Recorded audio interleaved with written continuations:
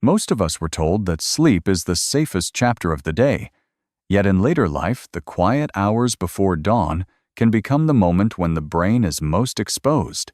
I have spent many years at the bedside on stroke units, watching families ask why a loved one went to bed speaking clearly and woke with a heavy arm and tangled words. If you have ever wondered whether something simple could tip the night back in your favor, start tonight with a small move that costs almost nothing.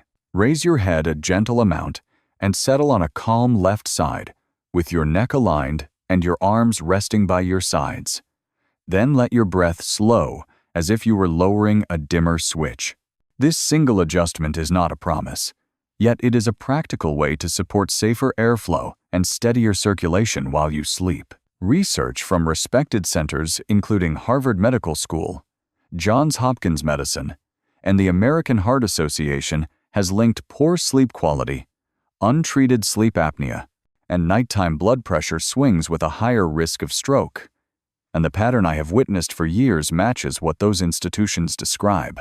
When the body drifts into deeper stages of sleep, muscles in the throat loosen and the airway can narrow, particularly when the head and neck are fully flat. For many older adults, that gentle sag is enough to set off brief drops in oxygen, small arousals, and a seesaw in blood pressure that grows sharper toward morning. The brain can handle a few waves of that tide, but night after night, the current wears on stiff vessels that have already carried you through decades of living. I want you to hear the warning without fear. Stroke is complex and never caused by a single habit. Yet the way we position the head, neck, and chest can either ease or aggravate hidden risks that accumulate with age. That is why I begin with the simplest pivot. Elevate the head of the bed by about 30 degrees using a stable wedge or a pair of supportive pillows, and favor a relaxed left side posture that keeps the chin neutral rather than tucked. The immediate upside is straightforward. A slight incline can reduce snoring and airway collapse for many people. It can calm acid reflux that often flares after late meals, and it can soften the early morning surge and pressure that makes fragile vessels more vulnerable. Side lying can also help the tongue fall away from the airway and may lead to fewer oxygen dips, which gives the heart and brain a calmer night to work with. There are trade-offs, and I want to be honest about them. If the pillow is too high or too stiff, the neck can ache and the shoulders may complain by morning. If you have long-standing shoulder disease, side sleeping on the tender side may worsen discomfort until you find the right support. Some people with chronic nasal congestion breathe better on the right than the left, and a rigid rule can become a new source of stress that steals sleep rather than protecting it. This is the art inside the science. The fix works best when it is personalized. Choose a medium firm pillow that fills the space between shoulder and ear without tilting the head upward. Use a small cushion between the knees to keep the spine relaxed, and give your body a few nights to adjust before you judge the change. As you make that shift, remember why it matters. Blood and oxygen are the language of the brain, and overnight your circulation follows a rhythm that usually dips and then rises before sunrise. In older adults, that natural rise can become exaggerated. Untreated sleep apnea and frequent arousals push it higher, and lying fully flat can add an extra load by making drainage from the head work against gravity. None of this is about blame. It is about small steps that help your body do what it is already trying to do, which is to keep your brain nourished while you rest. I have walked this path with patients and with my own family, and I can tell you that modest habits often make the greatest difference because you actually keep them. Start with elevation and alignment because they are easy to test, easy to repeat, and supported by mainstream guidance from clinicians who take care of stroke and sleep every day. If you wake with a dry mouth, a dull headache, or a sense of unrested sleep, those are gentle hints that your airway may be struggling at night. Give your body a kinder angle and a steadier posture tonight, and watch for a quieter morning. You deserve to wake with your words intact, and this is a simple way to stack the odds toward that outcome, while we unpack the deeper story in the next part. We often believe that sleep is when the body finally relaxes, yet in older age the hours between midnight and dawn can quietly shape the brain's future. Imagine falling asleep in comfort and opening your eyes with words stuck on your tongue or an arm that will not lift.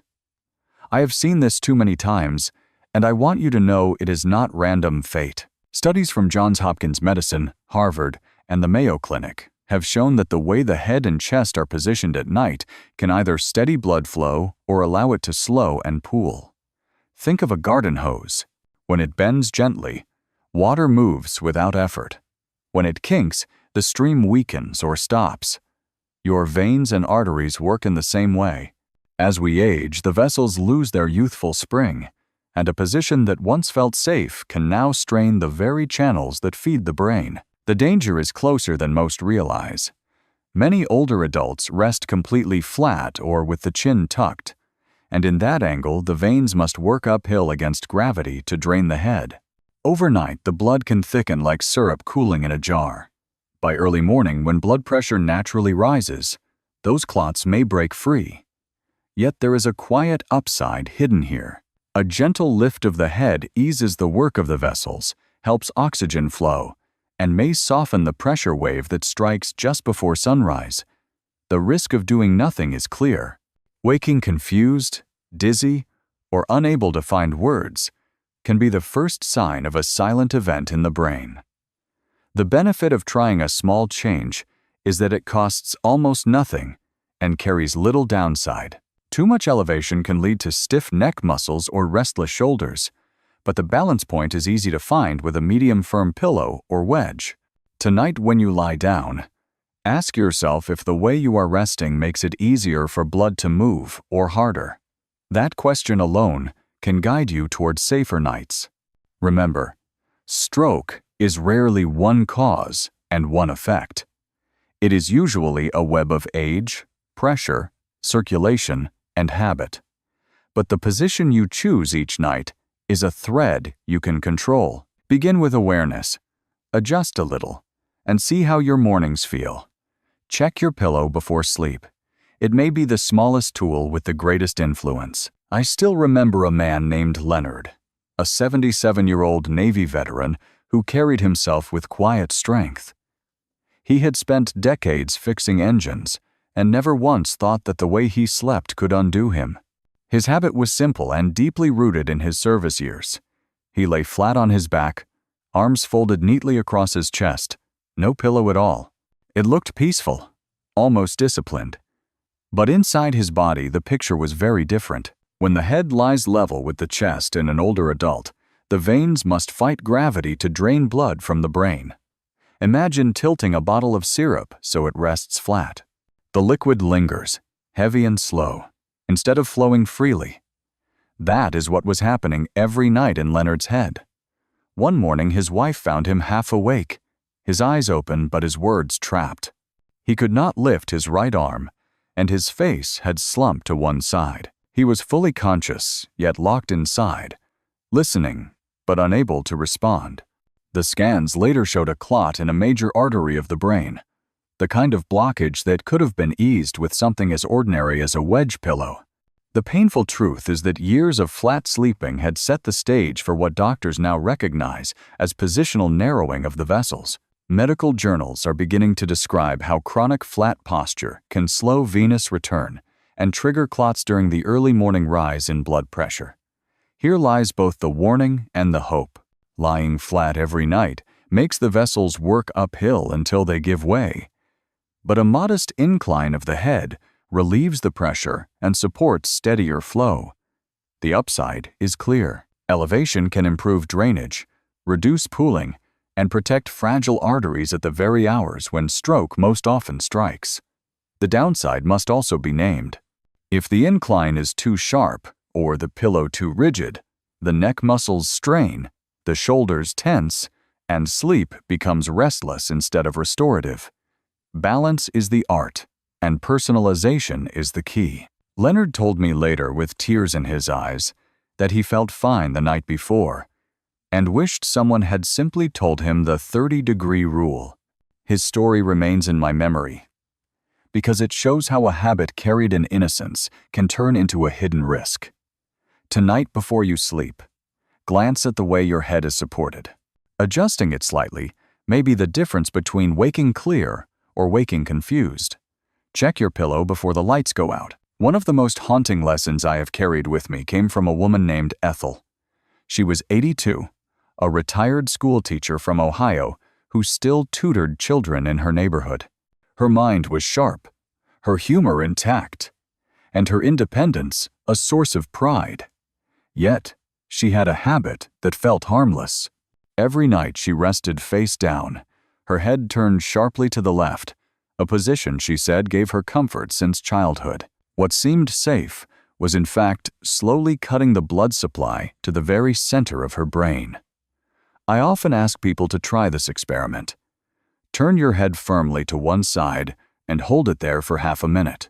Feel the pull in the neck, the pressure just behind the ear, and then imagine holding that twist not for seconds but for 8 long hours. This is what Ethel's arteries endured each night. One morning her daughter found her awake but confused, asking again and again what day it was. The scan revealed a stroke in the balance center of her brain, caused by blood starving the tissue after hours of compression. This pattern is what neurologists now call vertebral steal, where one vessel robs another because flow is blocked at the origin. The upside of lying prone is that some people find it calming. For those who snore heavily, turning face down can soften the sound and sometimes ease a partner's rest. But the downside is steep. Twisting the neck for hours can pinch both vertebral arteries, reducing circulation to the back of the brain. Over months or years, the strain accumulates until a clot forms in silence. Ethel survived, but she no longer drives and uses a walker to move safely. Her life changed not because of age alone, but because of a position repeated night after night. The fix is gentler than the risk suggests. Rolling onto the side with a supportive pillow allows the neck to stay neutral and the vessels free. If you have always been a stomach sleeper, the shift may take patience, but your brain deserves that care. Tonight, as you settle into bed, notice where your head turns. Give yourself the chance to ease it back to center. Roll gently onto your side before sleep. There was a man named Richard who taught me that even the smallest comforts can carry hidden costs.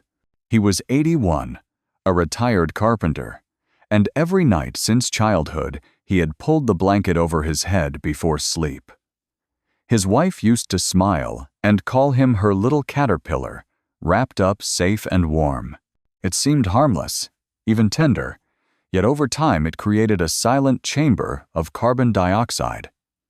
When you cover your head fully, you begin to breathe the same air again and again. The oxygen fades while the stale air builds, and the brain spends the night working with less fuel. One winter morning, Richard did not wake as expected. He was not gone, but barely responsive. His lips pale, his body heavy. In the emergency room, his oxygen level was far below what we normally see in healthy sleep, the kind of number we expect only in those pulled from icy water. That moment showed his family how a small comfort could turn into a hidden threat. The upside of sleeping under the covers is clear to anyone who has done it. The warmth settles nerves. The dark cocoon gives a sense of safety, and the habit can feel like a return to childhood security. But the downside is sharper. Oxygen drops lead the brain to send alarms to the heart. Blood pressure surges, vessels tighten, and fragile arteries may give way during the very hours when strokes most often strike. Richard survived, and when I saw him later, he told me he never knew that feeling safe could be so dangerous. The fix was simple. He now sleeps with a soft mask that shades his eyes but leaves his breathing free. His nights are calmer and his mornings clearer. I must add that masks do not suit everyone. Some find them irritating or too tight, and for those people, a thinner, more breathable blanket pulled only to the shoulders is a kinder choice. What matters is giving the brain steady oxygen through the night. The lesson is straightforward. Comfort should never come at the expense of circulation. Tonight, before you settle in, ask yourself if the way you tuck in your covers gives your lungs freedom or fences them in. Try pulling the blanket back and using a mask instead. Your brain will thank you in the morning. Barbara was 79 when I first met her, a spirited woman who had just come through hip surgery. Lying flat was painful, so she began spending her nights in a recliner. At first, it was only meant to be temporary. She told herself she would return to bed when she healed, but months slipped into years and the chair became her permanent home at night. The position seemed helpful. She could ease into sleep without straining her hip, and she felt secure being propped up. Yet beneath that comfort, her circulation told another story. When you sleep upright for hours, gravity drags blood into the legs. Picture a river dammed at the bottom. The water pools, heavy and still, while the land above runs dry. The heart must then pump uphill, fighting to push oxygen back toward the brain. Over time, the veins in the hips and thighs become compressed, setting the stage for clot formation. One morning, Barbara woke with a faint numbness in her left hand and a slur to her words. She almost ignored it because it seemed minor, but the scan revealed a small, deep stroke. The good news was that her condition improved dramatically when we moved her back to a proper bed with gentle elevation. Within a month, her swelling faded, her dizziness lifted, and her memory scores improved. The upside of the recliner is obvious. For those with sore backs or recent surgery, it can relieve pressure, help with breathing, and feel easier to get in and out of. But the downside is serious. Long nights in that position strain the heart, starve the brain, and allow silent strokes to gather unnoticed. Balance matters. If you need to rest in a chair, keep it short and return to a bed that supports circulation. Use pillows to find comfort without trapping your blood in the legs. Tonight, before you settle in, ask yourself if your sleep place is truly serving your health. If you must rest in a chair, make it brief and return to a bed with support. Ellis was 75, a proud veteran who still carried the discipline of his service years. For decades, he slept on his right side, with his arm tucked tightly beneath his pillow. He told me it felt solid, almost protective, the way a soldier braces himself at night. At first glance, the posture seemed harmless, even healthy. But inside his neck, the story was different. Each night, the weight of his head pressed down on the artery that fed his brain, like a garden hose pinched again and again. The flow was never fully cut, only squeezed, yet the years added up.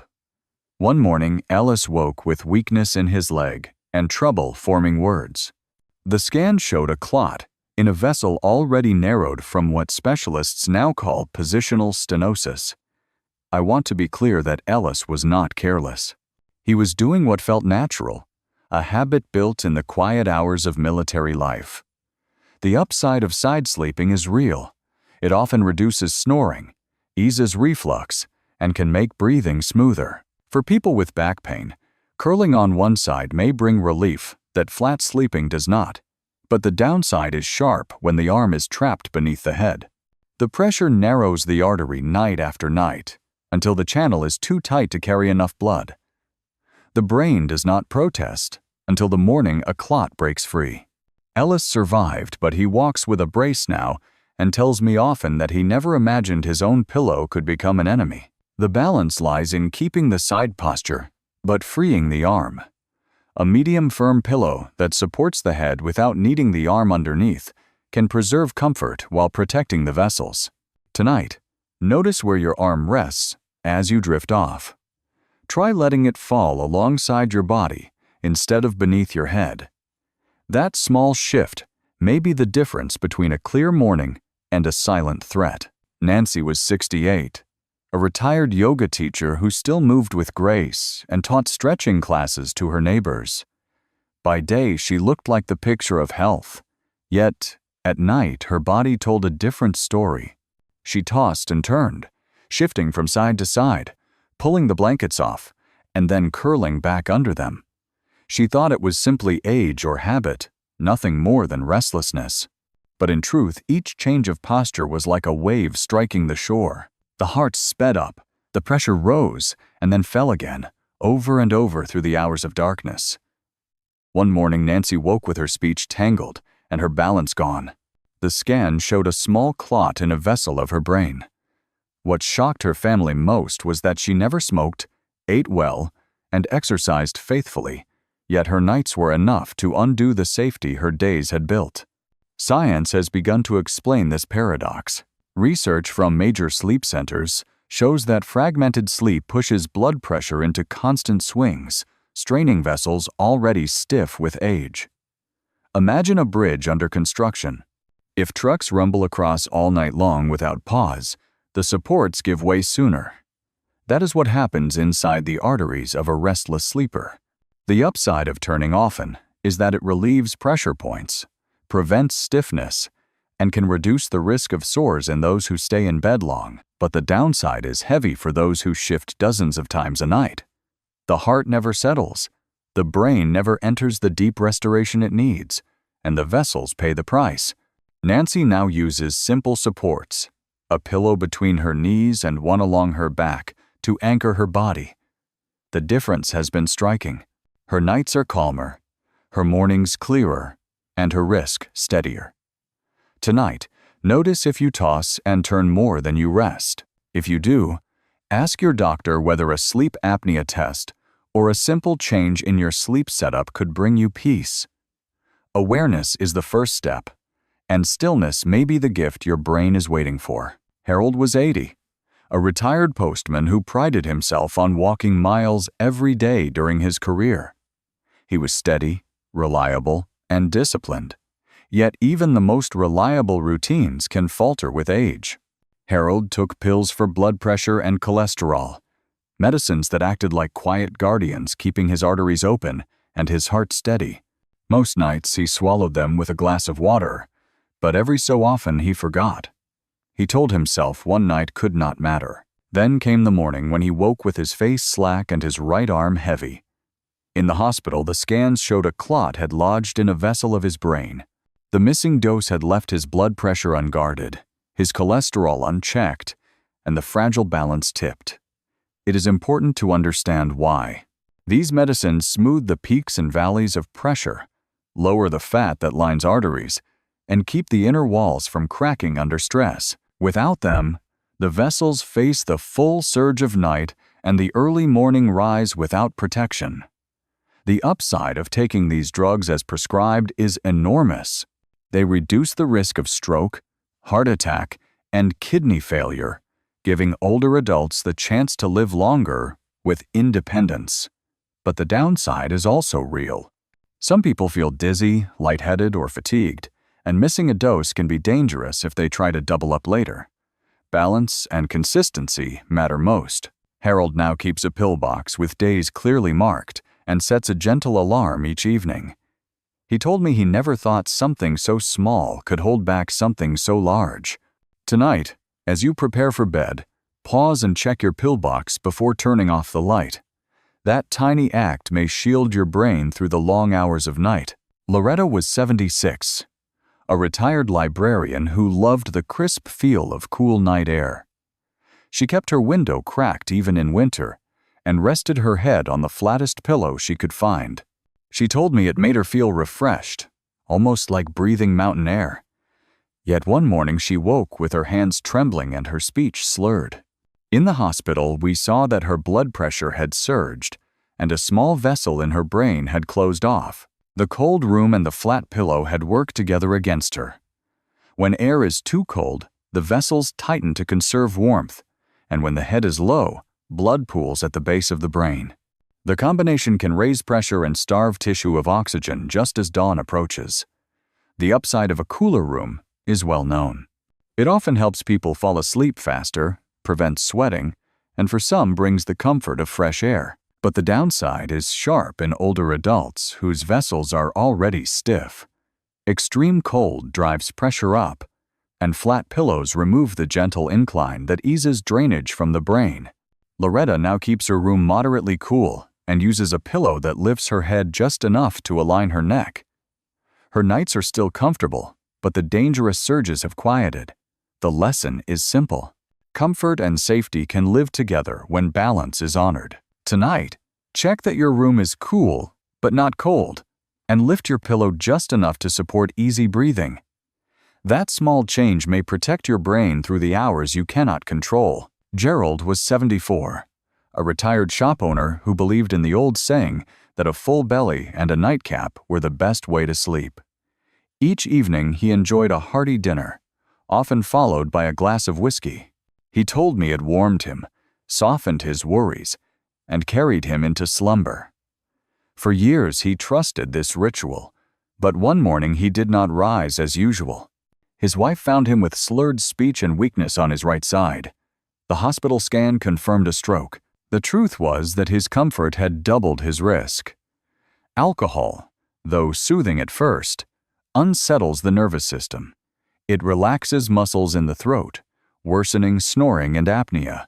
It lowers blood sugar in the night, jolting the body awake, and then triggers a rebound surge in pressure toward morning.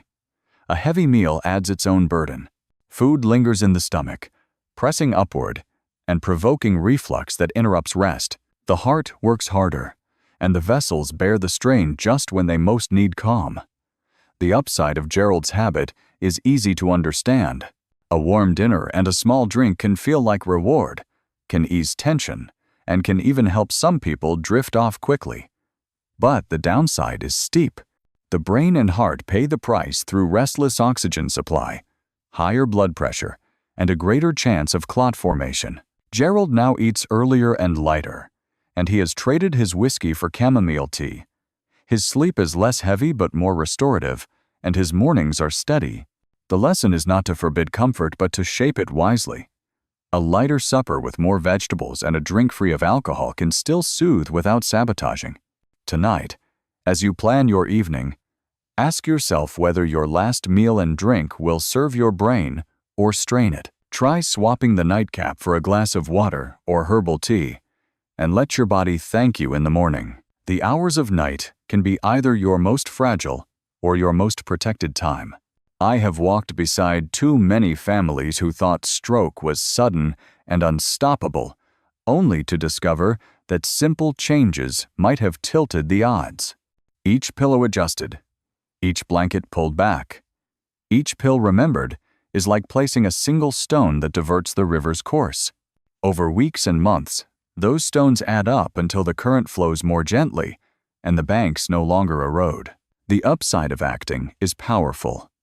You give yourself mornings where words come easily, walks taken without fear, and memories carried intact. You preserve independence, dignity, and the freedom to live life on your own terms. The downside of ignoring these lessons is equally real. Small risks pile upon one another until they steal what years of healthy habits had built. It is never too late to lean the balance in your favor. Age does not disqualify you, and past mistakes do not doom you. The body responds to kindness at any stage. Tonight you have the chance to test one change, however small. Tilt your head a little higher. Keep your room cool but not cold. Eat a lighter supper, or simply check your pills before bed. Each choice is a thread of safety you weave into the fabric of your sleep. I want to leave you with this truth. Stroke in the night is not a sentence. It is a challenge that can be met with awareness, with patience, and with the courage to care for yourself. And you do not walk this path alone. Share your story, ask your questions, and add your voice below. Someone else may find in your words the strength they need to make their own change. Together, we can turn the quiet hours of night into a place of healing rather than harm.